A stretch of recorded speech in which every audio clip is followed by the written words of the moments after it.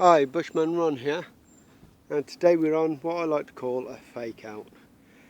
Now I've come to a little wooded area, almost in the middle of Coventry town, and as you can see it's just been used by kids for camping and barbecuing and a little bit abused. That's probably why people don't like to see people camping around, so it doesn't give us wild campers a good name. But anyway, point of today, somebody's asked me to show my kit or my setup. Well, I thought I'd do a quick one as I've not been able to get away for a proper camp for a while. Be getting away next month, but I thought I'd do a little one for now. Well, as you can see from this shot here, I've got my 4x4 DD hammock and it's set up there quite nicely. Obviously the high ridge lines are going to drop down if the weather gets severe, and I'm going to pull the sides down so it's more tent shaped, so I've got more coverage. It's a nice camouflage tarp. The only problem I've found with this is, I know it looks like it's ripped, but it's not. I'm actually taking it off. So, because these are here for no apparent reason. So what I'm doing is I've got some similar sort of material which I'm going to put loops on so that I've got more attachments, because there just doesn't seem to be enough attachments in the right areas. Across the top, which if I go around this side, you can see there's ridge lines, loops up there. Now here I've attached roughly loops. They're just straps off my old kit bags. So I've got more attachment points. Right, in for the knots. In here, as you can see, I've put the tighteners on here so that they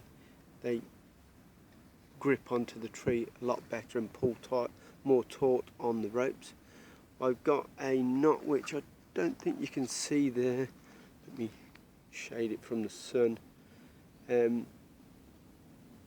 It's a special loop knot which helps me to tighten up. Can't move that without two hands. So you grab hold of this one and then you pull on the knot and push it that way and it tightens it up. Or obviously you push it that way and it loosens it off. This loop here is for easy, if I can just loosen it a bit, yeah, just tug that and the whole lot comes apart, and then you just decamp as quickly as possible. Being a wild camper, de-rigging fast is a good idea, just in case you get an angry farmer or somebody who doesn't want you to be where you are. Excuse the noise of the train. I did say it was a fake out. No, I wouldn't camp near a train track if I had to, but you know, it's not the best idea.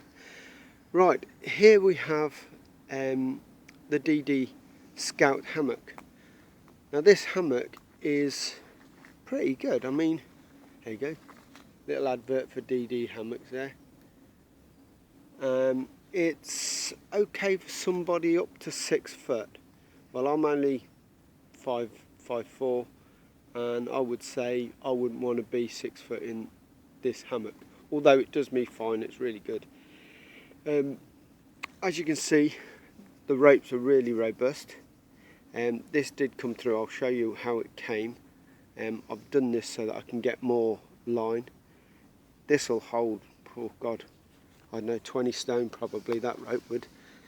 And this is how it came. It just loops through, and I keep this end looped so that I can actually turn it into a chair. Drop this end down, wrap around 2 branches maybe, turn it into a chair.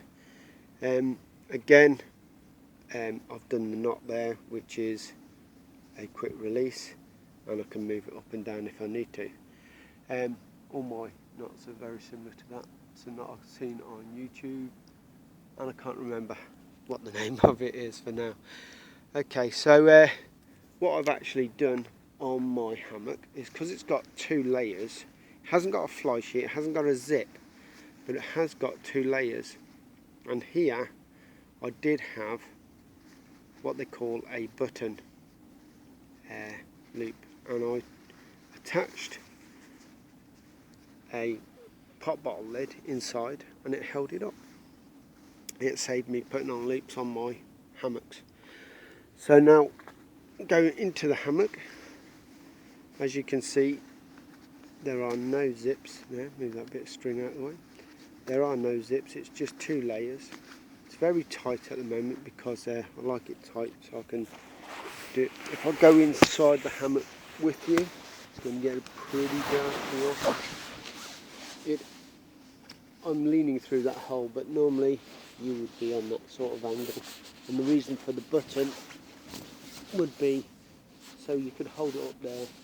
You could have a secure ring, almost fly sheet above you, just to make you feel a little bit more secure. It's just a hammock, it's 2 layers. As I said, there's no zip, but it does me fine.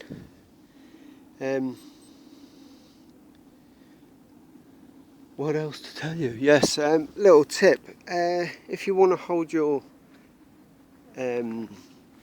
tarp up high, obviously you're in range, you drop the sides down, but if you want to hold the tarp up high, you're going to have to find convenient trees. Now I found trees on the other side, but this side there was just nothing to attach. So the first thing I did was I got a relatively big stick, that's about 4 or 5 foot tall, and I pegged it down and I just held that up there. It's on the angle, so it's pulling against the tension of the tarp and the tension of the peg and line on the floor. And then this one over here, there was absolutely nothing to attach this corner to, and I couldn't find a log suitable. So what I did was I put a fallen tree across a couple of limbs and then just attached a line to it there. And that seems to work. And again, if it was to rain, I just undo that because it's on one of those quick release knots, and then just drop it straight down here, and that will keep me dry. Lots of people like to go corner to corner for the hammocks for security, give a lot more coverage, but I feel, I prefer to have this sort of setup, so I've got a lot more area to walk around in. So what can I say?